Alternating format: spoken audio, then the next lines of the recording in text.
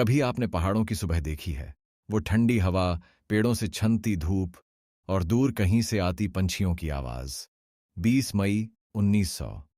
ऐसी ही एक सुबह उत्तराखंड के कौसानी गांव में जन्म लेते हैं एक बालक।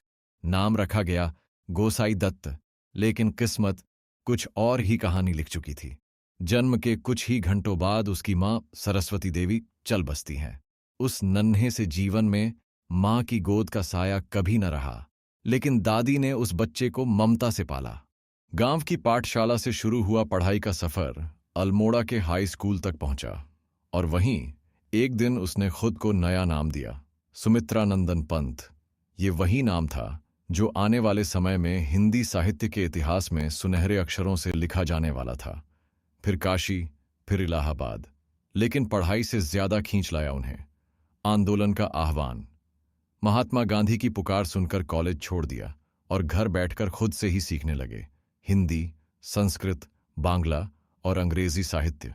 लेकिन जिंदगी हर वक्त कविता नहीं होती। पिता का निधन, कर्ज का बोझ, घर और जमीन का बिकना, जीवन की कठिनाइयों ने एक कवि को गढ़ा मजबूती से।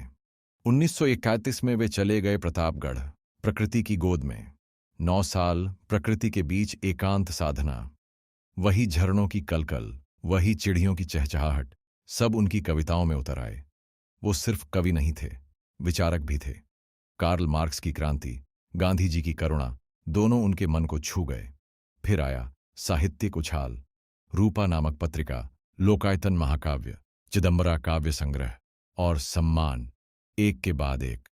पद्म भूषण, साहित्य अकादमी, ज्ञानपीठ पुरस्कार, हर सम्मान ने जैसे कहा, पंत जी, आपने शब्दों से जीवन को महकाया है।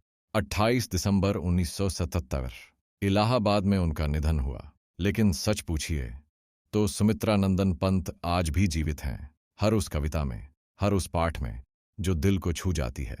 आज उनका बचपन का घर कौसानी में एक संग्रहालय बन चुका है, जहां आप देख सकते हैं उनकी कविताएं, चिट्ठियां, कलम और जीवन के वो निशान जो आज भी प्रेरणा देते हैं। वे थे प्रकृति के पुजारी, सौंदर्य के साधक और हिंदी कविता के अद्वितीय शिल्पी।